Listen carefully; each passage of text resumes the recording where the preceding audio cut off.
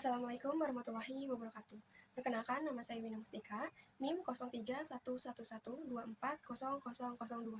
Saya dari Prodi Akuntansi akan menjelaskan mengenai liabilitas jangka pendek, provisi, dan kontingensi. Nah, kalian tahu nggak sih liabilitas itu apa? Jadi liabilitas itu kewajiban kini entitas yang timbul dari peristiwa masa lalu yang penyelesaiannya diperkirakan melibatkan pengeluaran sumber daya entitas. Nah, beberapa ada karakteristiknya. Yang pertama itu ada kewajiban kini, yang kedua ada peristiwa masa lalu, yang ketiga pengeluaran sumber daya. Dalam liabilitas jangka pendek, ada beberapa klarifikasi liabilitas lancar. Yang pertama itu mengharapkan akan menyelesaikan liabilitas tersebut dalam siklus operasi normalnya. Yang kedua, memiliki liabilitas tersebut untuk tujuan diperdagangkan. Yang ketiga, liabilitas tersebut jatuh tempo untuk diselesaikan dalam jangka waktu 12 bulan setelah periode pelaporan.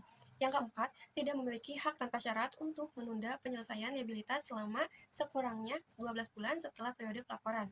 Jadi, entitas mengklarifikasi liabilitas yang tidak termasuk kategori tersebut sebagai liabilitas jangka panjang. Lalu ada jenis-jenis liabilitas jangka pendek. Yang pertama ada utang usaha, wesel bayar, utang bank jangka pendek, liabilitas jangka panjang yang akan jatuh tempo, liabilitas jangka pendek yang didanai kembali, serta utang dividen. Lalu ada uang muka pelanggan, pendapatan diterima di muka, utang PPN atau PPNBM, utang pajak penghasilan, utang gaji, serta utang pajak pihak ketiga. Nah, di sini ada utang dagang, yaitu jumlah yang belum dibayarkan atas barang atau jasa yang telah diserahkan atau diselesaikan dari supplier, pengakuan pada tanggal penyerahan barang atau penyelesaian jasa, lalu dasar pencatatan dalam faktur pembelian, serta perjanjian pembelian. Nah, misalnya itu, pembelian akan diberikan potongan 2% jika dibayarkan dalam waktu 10 hari, dari jangka waktu kredit dalam 30 hari. Nah, di sini ada contoh latihan soal 1. Pada tanggal 10 Januari 2006, PT Cita membeli barang dagang seharga 6 juta dengan terminal 2% dalam jangka waktu 10 hari. Pada tanggal 20 Januari 2006, mempunyai 60% dari utang tersebut yang dibayarkan. Dan pada tanggal 10 Februari 2026, ada sisa utang yang dilunasinya. Nah, dalam metode ini ada dua metode. Yang pertama itu metode bruto. Nah, jurnal yang pertama itu tanggal 10 Januari pembeliannya itu 6 juta, maka jurnalnya pembelian pada utang dagang 6 juta. Nah, tanggal 20 Januari utang dagang pada kas dan potongan pembelian. Utang dagangnya itu 3.600.000, kasnya itu 3.528.000, potongan pembeliannya itu 72.000. Lalu pada tanggal 10 Februari ada utang dagang pada kas senilai 2.400.000. Metode kedua yaitu metode neto. Pada tanggal 10 Januari, pembelian pada utang dagang senilai 5.880.000. Pada tanggal 20 Januari, utang dagang pada kas 3.528.000.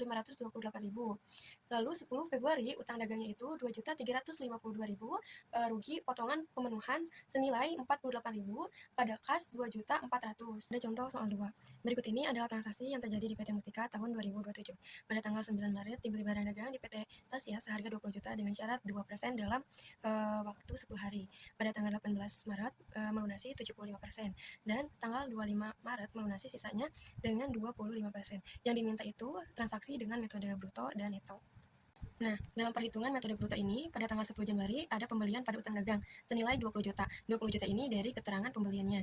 Lalu tanggal 20 Januari utang dagangnya itu 15 juta. 15 juta ini dari 20 juta dikali dengan 75%. Lalu ada potongan pembelian. Potongan pembeliannya itu senilai 300. Dalam 300 ini perhitungannya itu 15 juta dikali dengan 2%. Lalu kasnya itu kita mencari selisih dalam utang dagang dikurangi dengan potongan pembelian. Jadi kasnya senilai 14.700. Lalu pada tanggal 10 Februari ada utang dagang pada kas. Utang dagang pada kas ini menghasilkan 5 juta. 5 juta ini dari 20 juta dikali dengan 25%. Nah, lanjut ke metode neto. Metode neto ini pada tanggal 10 Januari pembelian pada utang dagangnya itu 19.600. 19.500 ini dari 20 juta dikurangi buka kurung 2% dikali 20 juta. Jadi hasilnya 19.600. Lalu tanggal 20 Januari ada utang dagang pada kas senilai 14.700. 14.700 ini dari 19.600 dikali dengan 75%. Nah, yang tanggal 10 Februari ini ada utang dagang rugi potongan pemenuhan pada kas. Utang dagangnya itu 4.900. 4.900 ini dari 19.600 dikali dengan 25%. Lalu kasnya itu 5 juta. 5 jutanya itu dari metode bruto kasnya. Nah, lalu ada rugi potongan pemenuhan. Nah, rugi ini tuh dari utang dagang pada kas senilai 100.000. Selanjutnya ada wesel bayar. Wesel bayar yaitu janji untuk membayar sejumlah tertentu pada waktu yang telah ditentukan. Diterbitkan untuk melunasi utang atau membayar pembelian. Dapat bersifat jangka pendek atau panjang, seringkali berbunga atau dapat tidak berbunga. Jika tidak berbunga, diterbitkan dengan diskon. Nah, contoh wesel bayar berbunga. PT Mustika melunasi utang dagang sebesar 10 juta pada 1 Desember 2026 dengan menerbitkan wesel bayar 90 hari bunga 12%. 1 Desember 2026 jurnalnya itu utang dagang pada wesel bayar 10 juta. 10 juta dari keterangan utang dagangnya. Lalu 31 Desember 2026 beban bunga pada utang bunga senilai 100. 100 ribu ini dari 30 dibagi 360 dikali 12% dikali 10 juta. Lalu jurnal yang kedua ada wesel dilunasi pada tanggal 1 Maret 2027. Wesel bayarnya itu 10 juta, utang bunganya itu senilai 100 ribu dari tanggal 31 Desember, terus beban bunganya itu 200 ribu itu dari 10 juta dikali 12% dikali 60 dibagi 360. Lalu kasnya itu total dari wesel bayar, utang bunga, beban bunga senilai 10 juta 300. Kedua ini wesel berbunga pada tanggal 17 September 2006, PT Akila membeli barang seharga 10 juta dari PT Jira dengan syarat 2% per dalam jangka waktu 10 hari. Pada Oktober 2006 PT Akila tidak dapat membayar utangnya sehingga PT Jira meminta PT Akila membuat promis berjangka 120 hari dengan bunga 12%. Pada tanggal jatuh tempo, PT Akila melunasi liabilitasnya dan buatlah jurnal pada pembukuan PT Akila. 17 September, pembelian pada utang dagang itu 10 juta, lalu 17 September, utang dagang pada utang wesel 10 juta, pada tanggal 31 Desember, biaya bunga pada utang bunga 250 ribu. 250 ribu ini dari 10 juta dikali 12% dikali 75 dibagi 360. Dan PT Akila membayar liabilitas itu pada tanggal 14 Februari 2006, utang weselnya itu 10 juta, utang bunganya 250, biaya bunganya itu 150, dan kasnya itu 10 juta 400. Nah, biaya bunganya itu dari 10 juta dikali 12% dikali 45 dibagi 360. Untuk berikutnya, wesel bayar tanpa bunga. PT Mustika melunasi utang dagang sebesar 10 juta pada 1 Desember 2006 dengan menerbitkan wesel bayar 11.500. Jangka waktu 360 hari tanpa bunga itu efektivitas interest rate 12%. Nah, 1 Desember 2006, utang dagang yaitu 10 juta, diskonto atas wesel bayarnya itu 1.500.000, wesel bayarnya itu 11.500.000. Lalu pada tanggal 31 Desember 2006, beban bunga pada diskonto wesel bayar senilai 100.000. Perhitungannya itu 30 dibagi 360 dikali 12% dikali 10 juta. Lalu, jurnal yang kedua ada wesel dilunasi 1 Desember 2007. Beban bunga pada diskonto senilai 1.400.000, wesel bayar pada kas yaitu 11.500.000. Contoh kedua, pada tanggal 1 Oktober 2006, PT X meminjam uang dari Bank Sentosa sebesar 10.400.000 atas peminjaman tersebut. Bank Sentosa meminta kepada PT X untuk menandatangani sebuah promis berjangka 4 bulan tanpa bunga. Jumlah kas yang diterima oleh PT X pada saat menerima pinjaman adalah sebesar 10 juta. Pertanyaan tersebut, buatlah jurnal untuk mencatat penerbitan wesel, penyesuaian pada akhir periode, dan pembayaran utang pada saat itu tempo. 1 Oktober 2006, kasnya itu 10 juta, diskonto atas weselnya itu 400.000, wesel bayarnya itu 10.400.000. Tanggal 31 Desember 2006, beban bunga pada diskonto wesel bayar senilai 300.000. 30 dikali 360 dikali 12% dikali 10 juta. Lalu wesel dilunasi 1 Desember 2027. Beban bunganya itu 10.400.000, wesel bayarnya itu 100, pada kasnya itu 10.400.000, dan diskonto utang weselnya itu 100.000. Nah, di sini ada IFRS. Pada tanggal 1 Oktober 2006-nya itu, kas pada utang wesel senilai 10.400.000, 31 Desember 2006-nya itu, beban bunga pada utang wesel senilai Rp300.000. Lalu wesel yang dilunasi 1 Desember 2027-nya itu, biaya bunga 100.000, utang weselnya 100.000, utang wesel 10.400.000 pada kas 10.400.000. Nah, di sini ada utang bank jangka pendek. Utang bank jangka pendek diklarifikasi sebagai liabilitas jangka pendek. Pencatatan hampir sama dengan wesel bayar. Ada bunga dan biaya transaksi menambah nilai utang dan provisi akan mengurangi nilai utang. Tingkat suku bunga dihitung ulang untuk memperoleh tarif bunga efektif. Tarif bunganya efektif digunakan menghitung bunga. Nah, di sini ada rumus. Rumusnya itu pokok utang provisi ditambah biaya transaksi dikali tarif bunga efektif sama dengan beban bunga. Untuk satu itu, PT Wina pada tanggal 1 Oktober 2006 menerima utang dari Bank Permata sebesar 200 juta, dipotong provisi 4%, tingkat suku bunga sebesar 15%, bunga dan pokok dibayar saat jatuh tempo. Diketahui kas yang diterimanya itu 200 juta, dikurangi 200 juta dikali 4% sama dengan 192 juta. Total pelunasan pokok ditambah bunga 15% dikali 200 juta sama dengan 215 juta. Hitung efektif interest rate yaitu 11,98%. 215 juta dikurangi 192 juta dibagi 192 juta dikali 100%. Nah, pada tanggal 1 Oktober 2006, kas pada utang bank senilai 192.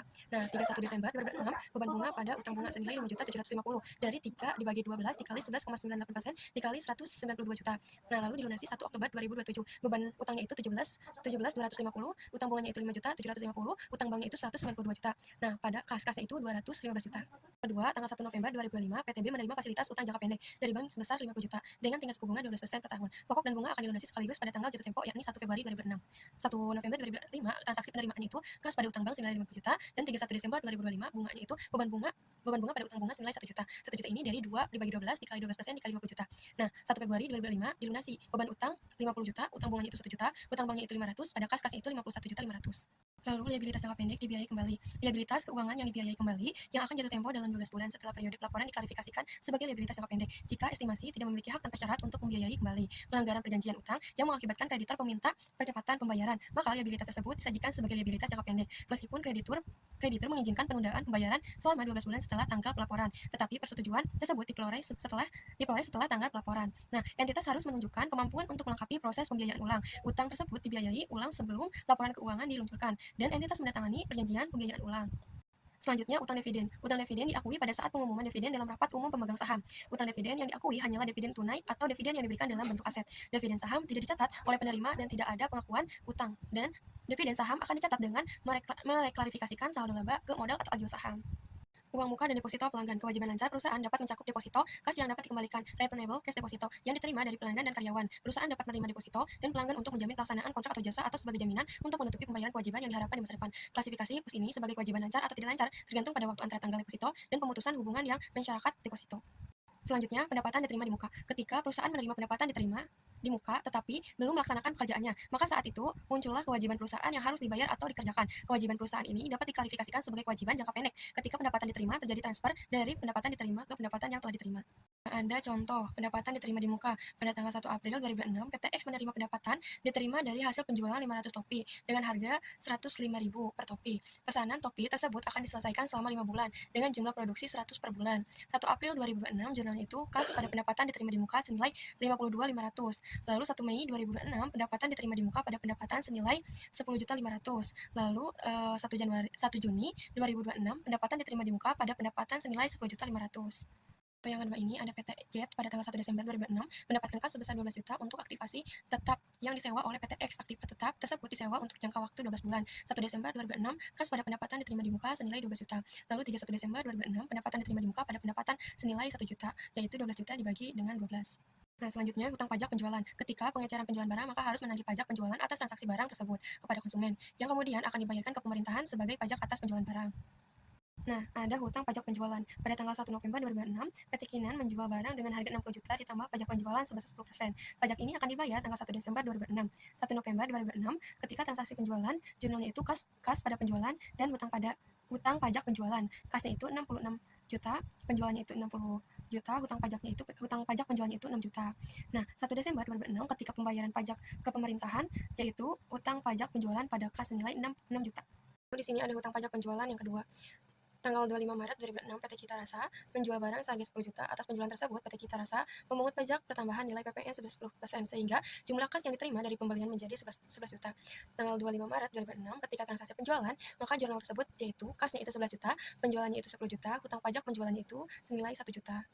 Ada hutang pajak penghasilan. Perusahaan harus mempersiapkan SPT pajak penghasilan dan menghitung hutang pajak yang dihasilkan dari operasi periode berjalan. Hutang pajak atas laba perusahaan seperti yang dihitung per SPT pajak harus diklarifikasikan sebagai kewajiban lancar. Kewajiban yang berhubungan dengan karyawan, yaitu jumlah yang terhutang pada karyawan untuk gaji atau upah pada akhir periode akuntansi, dilaporkan sebagai kewajiban lancar. Pos-pos yang berhubungan dengan kompensasi karyawan yang sering dilaporkan sebagai kewajiban lancar adalah yang ke-1 itu pemotongan gaji, yang kedua absensi yang dikompensasi, yang ketiga bonus. Pemotongan gaji. Jenis paling umum dari pemotongan gaji adalah pajak premi asuransi, tabungan karyawan, dan iuran serikat kerja.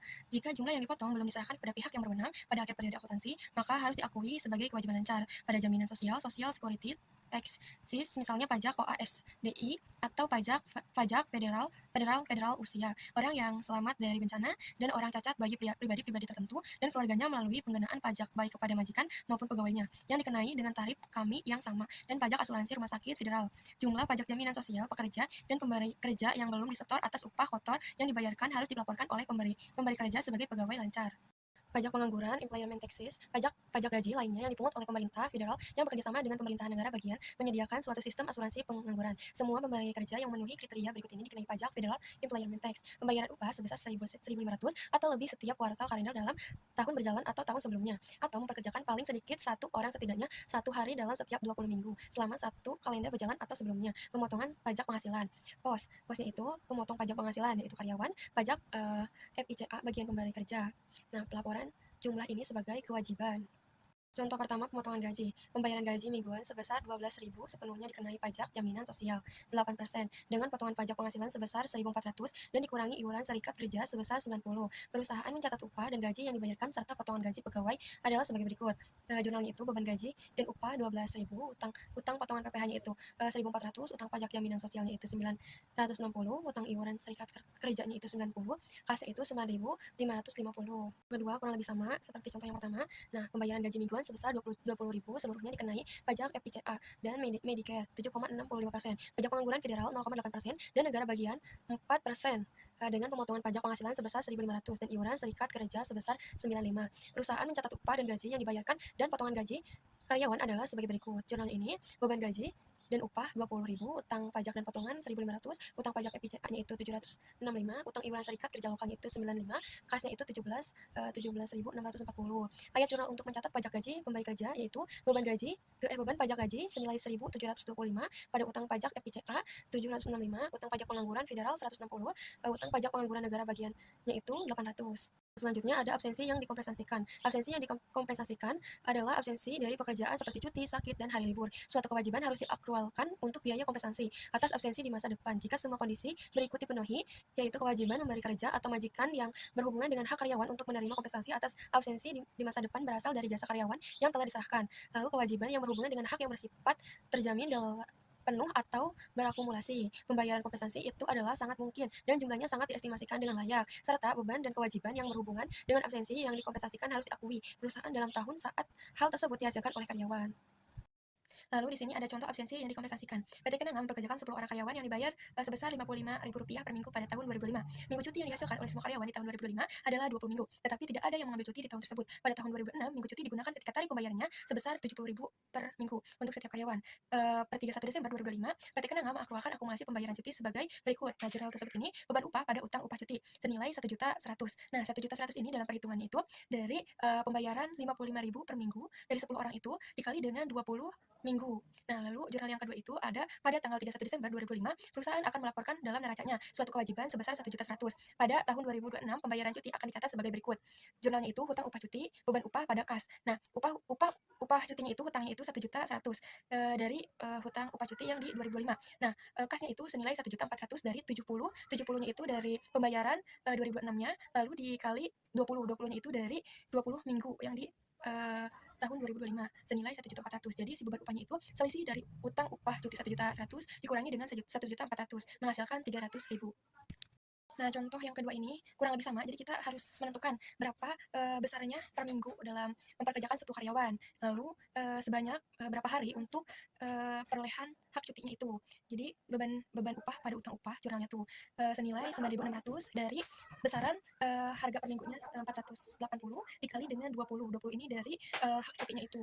Lalu yang jurnal keduanya itu perusahaan mencatat pembayaran cuti berimbalan. Nah, ini tuh utang upah cuti, beban upah pada kas. Jadi si utang upah cutinya itu senilai 9.600, kasnya itu 10.800 dari 540 dikali 20. 540 ini dari masing-masing mendapatkan 540 per minggu. Lalu dikali 20. 20-nya itu sama dari 20 hari.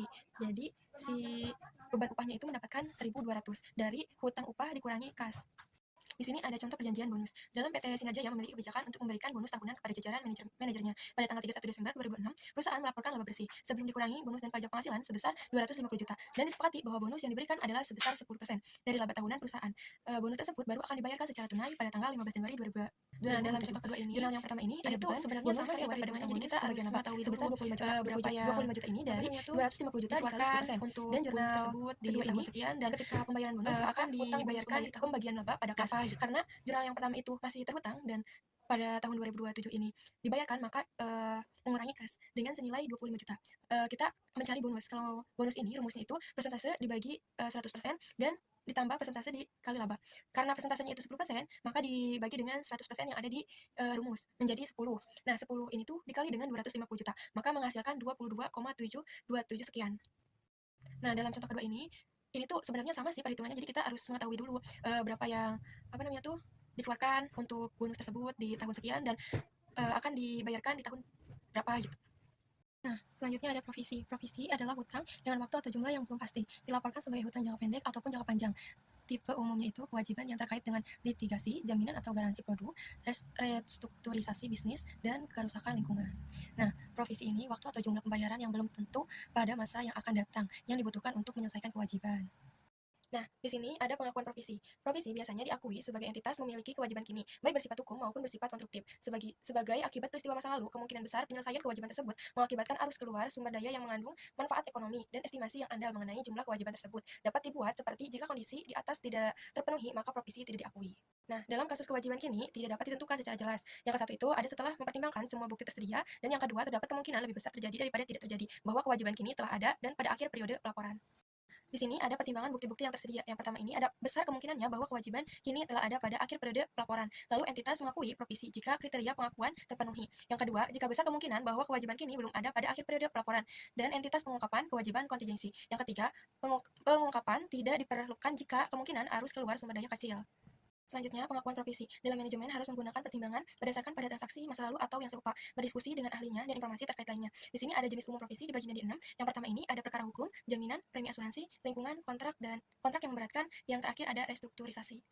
Di sini ada perkara pengadilan klaim dan pengenaan, yaitu faktor-faktor yang harus dipertimbangkan dalam menentukan apakah suatu kewajiban harus dicatat berkenaan dengan perkara pengadilan klaim dan pengenaan dalam periode waktu di mana penyebab tindakan yang mendasarkan terjadi probabilitas hasil yang tidak menguntungkan dan kemampuan untuk membuat estimasi yang layak mengenai jumlah kerugian untuk melaporkan kerugian dan kewajiban dalam laporan keuangan. Penyebab perkara pengadilan harus terjadi pada atau sebelum tanggal laporan keuangan.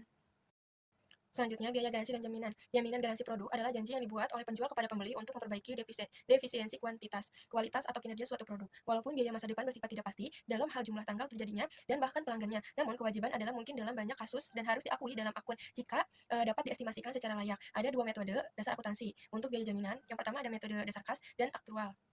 Dalam dasar kas, menurut metode dasar kas atau cash basis metode, biaya jaminan dicatat sebagai beban pada saat dikeluarkannya. Dengan kata lain, biaya jaminan dibebankan ke periode di mana penjual atau produsen menepati jaminan itu. Metode dasar kas diwajibkan apabila kewajiban jaminan tidak diaktualkan pada tahun penjualan karena tidak mungkin bahwa kewajiban telah terjadi atau jumlah kewajiban tidak dapat diestimasikan dengan layak. Namun, dasar akrual, menurut metode akrual atau akrual metode, biaya jaminan dibebankan ke beban operasi pada tahun penjualan. Dan ada dua pendekatan. Yang pertama ini, jaminan beban dan jaminan penjualan. Contoh yang pertama, pendekatan jaminan beban. Dalam PTA menjual produk HP pada bulan April sampai Desember 2005, sebanyak 100 unit seharga 100.000 per unit. Setiap HP mendapat jaminan selama 1 tahun. Dari pengalaman sebelumnya, PTA mengestimasikan biaya jaminan rata-rata sebesar 5.000 per unit. Pada tahun 2005, PTA mengeluarkan biaya garansi sebesar 120 dan 300.000 pada tahun 2006. Jurnal penjualan HP di tahun 2005 yaitu jurnal yang pertama itu kas atau piutang usaha pada penjualan senilai 10 juta. 10 juta ini dari 100 unit dikali dengan harga per unitnya yaitu 100.000. Lalu ada pengakuan beban jaminan bulan April sampai Desember, yaitu jurnalnya beban jaminan pada kas senilai 120 dan beban jaminan pada hutang garansi yaitu 300.000. Nah, lalu di sini ada neraca per 31 Desember 2005 akan melaporkan hutang garansi sebagai kewajiban lancar sebesar 300.000 dan laporan laba rugi untuk tahun 2005 akan melaporkan beban jaminan garansi sebesar 450. Jurnal pengakuan biaya jaminan garansi yang dikeluarkan tahun 2025 yaitu hutang garansi pada kas senilai 300.000. Di sini ada contoh kedua pendekatan jaminan beban. Kurang lebih perhitungannya sama, cuma di jurnal ke-1 ini untuk transaksinya itu beban garansi pada provisi. Kenapa 60 juta? Karena dalam perhitungannya itu 1% dikali 30 dikali 200. Nah, lalu yang pembelian garansi tahun 2026 itu provisi pada kas nilai 40 juta. Pendekatan jaminan penjualan. Jaminan kadang-kadang dijual secara terpisah dari produk. Peri membeli motor seharga 17 juta dari PT X pada awal tahun 2005. Selain jaminan yang biasa diberikan atas motor tersebut, semua reparasi selama 3 tahun dibayar oleh PT X. Peri juga membeli jaminan yang diperpanjang selama 3 tahun tambahan seharga 3 juta. PT X mencatat penjualan motor dan penjualan jaminan diperpanjang pada awal tahun 2005. Nah, jurnal yang pertama ini ada kas seharga 20 juta. 20 juta ini dari si penjualan seharga 17 juta dan pendapatan garansi diterima di muka senilai 3 juta. Lalu jurnal yang kedua ini ada jurnal untuk mengakui pendapatan pada tahun 2028 dengan menggunakan amortisasi garis lurus. Nah, tahun 2028 ini dari jaminan diperpanjang pada awal tahun 2025 dengan selama jangkanya tuh 3 tahun. Nah, jurnalnya itu pendapatan garansi diterima di muka pada pendapatan garansi senilai 1 juta. Nah, 1 juta ini dalam perhitungannya itu 3 juta yang ada di pendapatan garansi dibagi dengan 3 tahun. Nah, contoh yang kedua itu sama seperti tadi. Kita tinggal dimasukin aja, terus perhitungannya sama. Di sini ada hadiah dan kupon. Dalam hadiah dan kupon ini, perusahaan harus membebankan biaya hadiah dan kupon pada periode penjualan terkait accounting estimasi jumlah hadiah beredar yang akan ditebus konsumen, bebankan biaya hadiah yang beredar pada biaya hadiah dan hutang hadiah. Lalu hadiah dan kupon. Nah, ini contohnya itu PT Kenanga menawarkan pelanggannya cangkir sebagai penukaran atas 20.000 dan 10 tutup botol. Cangkir ini berharga pokok sebesar 80.000 dan PT Kenanga mengestimasikan bahwa 60% dari tutup botol akan ditebus. untuk mencatat pembeliannya, maka persediaan pada kas senilai 4 juta. 4 juta ini dari 50 cangkir dikali dengan 80.000 per cangkir. Lalu untuk mencatat penjualan, yaitu kas pada penjualan senilai 5 juta. 5 juta ini dari 500 botol minuman dikali dengan harganya itu 10.000 per botol. Lalu mencatat penebusan aktual dari 100 tutup botol, lalu penerimaannya itu sebesar 20.000 per 10 tutup. Nah, kasnya itu berarti yang 100 dari tutup botol dibagi dengan 10, lalu dikali dengan 20 per tutup. Nah, senilai 200.000. Lalu beban hadiahnya itu selisih dari kas sama persediaan senilai 600.000 karena persediaan cangkirnya itu senilai 800.000. 800.000 itu dari 100 yang tutup botol dibagi dengan 10 tutup dikali dengan 80.000 dari si cangkir tersebut. Lalu selanjutnya untuk mencatat ayat jurnal penyesuaian akhir periode atas estimasi kewajiban untuk menawarkan premi yang berlaku. Jadi dalam perhitungan itu kita masukkan tutup botol, total tutup botol yang dijual di tahun bersangkutan yaitu 500. Lalu total estimasi penebusannya itu yang ada di keterangan atau soal yaitu 60% dikali berarti yang tutup botolnya itu 500 senilai 300. Lalu tutup botol yang ditebus di tahun yang bersangkutan yaitu 100. Nah, 100 ini itu dikurangi, maka si estimasi penebusan di tahun berikutnya itu senilai 200.000. Nah, lalu biaya estimasi yang beredarnya itu 200.000 yang ada di estimasi penebusan dibagi dengan 10 lalu dikali dengan 80.000 dan dikurangi 20.000. Maka hasilnya itu 1.200.000. Jadi jurnalnya itu beban hadiah pada hutang hadiah senilai 1.200.000. Ini ada contoh kedua. Kurang lebih si contoh keduanya itu sama seperti tadi. Jadi kita tinggal masukin aja si nominalnya terus nanti disesuaikan yang diperintahnya apa. Nah, terus untuk jurnal penyesuaian juga sama, tinggal dimasukin aja. Nah, kewajiban lingkungan, yaitu perusahaan harus mengakui hutang atas kerusakan lingkungan ketika perusahaan memiliki kewajiban legal yang terkait dengan penghentian aktiva berumur tidak terbatas, dengan ketika perusahaan dapat mengestimasikan jumlah kewajiban secara layak. Nah, contohnya itu, yaitu penutupan pabrik atau fasilitas nuklir, pembongkaran, pemulihan, dan reklamasi properti minyak dan gas, biaya penutupan reklamasi, dan pembongkaran fasilitas pertambangan, biaya penutupan dan pasca penutupan tempat pembuangan sampah padat. Lalu bisa diukur dengan perusahaan mengukur kewajiban atau hutang lingkungan berdasarkan estimasi terbaik atas biaya yang akan terjadi. Lalu pengukuran dan lokasi. Hal ini tuh mencatat hutang lingkungan perusahaan memasukkan dalam biaya yang terkait dengan hutang lingkungan dalam nilai buku aset berumur tidak terbatas dan mencatat kewajiban dengan jumlah yang sama. Nah, di sini ada contoh pada tahun Januari 2006, PT X membangun pengobaran minyak di Tanjung Meksiko. Secara hukum X dituntut untuk membongkar dan memindahkan peralatan pengobaran minyak tersebut. Pada akhir umur manfaatnya tidak dipergunakan lagi. Diperkirakan umur ekonomisnya 5 tahun. X memperkirakan bahwa pembongkaran dan pemindahan ini akan memakan biaya 1.500.000 dengan tingkat suku bunga 10%. Nilai wajar dari hutang lingkungan adalah 650. Pada 1 Januari 2006, jurnal tersebut ini peralatan pengeboran pada hutang lingkungan senilai 650. Selama umur aktiva, X mengalokasikan biaya penghentian aktiva pada beban dengan memakan metode garis lurus. X membuat ayat jurnal untuk mencatat beban pada tanggal 31 Desember 2006 hingga 2030, yaitu jurnalnya beban penyusutan pada akumulasi penyusutan senilai 130. 130 ini dari 650 dibagi dengan 5. 5 ini dari 5 tahun. Selanjutnya, X juga harus mengakualkan beban bunga setiap periode. X mencatat beban bunga dan kenaikan nilai hutang lingkungan pada 31 Desember 2006. Nah, tanggal 31 Desember 2006 ini jurnalnya beban bunga pada hutang lingkungan. Nah, senilai Rp65.000 dari 650 dikali dengan 10%. Lalu pada tanggal 1 Januari 2027, X mengontrak PT Z untuk membongkar peralatan pengeboran tersebut dengan harga kontrak sebesar 1 juta. X membuat ayat jurnal untuk menyelesaikan hutangnya. Nah, 10 Januari 2027 ini hutang lingkungannya itu udah diketahui tadi 1.500.000. Nah, lalu keuntungan penyelesaian hutangnya itu senilai 500. 500 ini selisih dari hutang sama kas karena si kasnya ini sebesar 1 juta dari harga kontraknya. Lalu di sini ada provisi kontrak yang memberatkan. Nah, ini tuh biaya yang tidak terhindarkan untuk memenuhi hutang, di mana biaya ini lebih besar dari keuntungan ekonomis yang diharapkan akan diterima. Biaya yang diekspektasikan harus mencerminkan biaya bersih penutupan kontrak, yaitu di mana yang lebih rendah dari biaya untuk memenuhi kontrak atau kompensasi biasa disebut penalti yang timbul dari kesalahan pemenuhan kontrak. Nah, contoh selanjutnya ada PT Jet menjalankan operasi perusahaan pada sebuah pabrik yang diperoleh melalui kontrak leasing dan dibayar per bulan. Jet memutuskan untuk merelokasi operasinya ke fasilitas yang lain. Kontrak leasing berkelanjutan sampai dengan 3 tahun berikutnya. Sayangnya, Jet tidak dapat membatalkan kontrak leasing dan juga tidak dapat memindahkannya ke pihak lain. Ekspektasi biaya untuk kontrak yang memberatkan ini adalah 250. Pada kasus ini, PT Jet membuat jurnal berikut. Rugi kontrak leasing pada hutang kontrak leasing senilai Rp250. Nah, diasumsikan bahwa kejadian di atas terjadi pada Jet dan perusahaan dapat membatalkan kontrak dengan denda 180.000. Dalam kasus ini, Jet harus mencatat kewajiban yang ditimbulkan sebesar 180.000 dengan jurnal rugi kontrak leasing pada hutang kontrak leasing. Nah, di sini ada pengungkapan profesi. Pada tiap jenis profesi, perusahaan harus menyediakan rekonsiliasi dan saldo awal sampai dengan saldo akhir yang menunjukkan penyebab perubahan nilai profesi selama periode berjalan. Sebagai tambahannya, ada 2 yang harus kita ketahui. Yang pertama ini ada penjelasan tentang profesi, terus mengungkapkan tentang ekspektasi waktu arus keluar sumber daya. Lalu pengungkapan tentang ketidakpastian yang berhubungan dengan ekspektasi arus keluar sumber daya dan ekspektasi penukaran pembayaran. Selanjutnya, hutang kontingensi. Nah, ini tuh tidak diakui dalam neraca karena masih menjadi sebuah kewajiban yang mungkin terjadi atau belum dikonfirmasi. Lalu kewajiban saat ini yang membayarnya mungkin tidak akan dilakukan atau kewajiban saat ini yang estimasi jumlahnya tidak reliable. Selanjutnya ada aset kontingensi. Nah, ini tuh aset yang mungkin timbul dari waktu lampau dan akan terjadi atau tidak akan terjadi tergantung pada kejadian yang akan terjadi pada masa yang tidak dapat dikendalikan oleh perusahaan. Tipe aset kontingensi ini kemungkinan penerimaan uang dari hadiah, donasi atau bonus, kemungkinan pembayaran kembali dari pemerintah dalam hal perselisihan pajak, atau penundaan kasus pengadilan dengan hasil akhir yang diharapkan. Selanjutnya ada analisis kewajiban lancar, yaitu likuiditas hutang adalah ekspektasi waktu berlalunya hutang pelunasan sebelum pembayarannya. Nah, di sini ada dua rasio untuk menilai likuiditas adalah rumus yang pertama ini ada current ratio sama dengan current asset dibagi current liabilitas. Nah, yang kedua ini ada exit test ratio, cash ditambah short times investment ditambah net retrievable dibagi dengan current liabilitas. Sekian penyampaian saya. Terima kasih. Wassalamualaikum warahmatullahi wabarakatuh.